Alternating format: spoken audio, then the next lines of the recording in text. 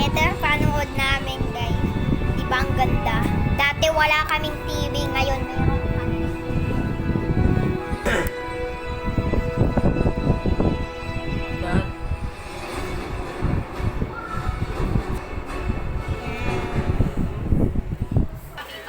So what's up nga, guys? Nandito ako, nagbabalik ako, guys. Yan.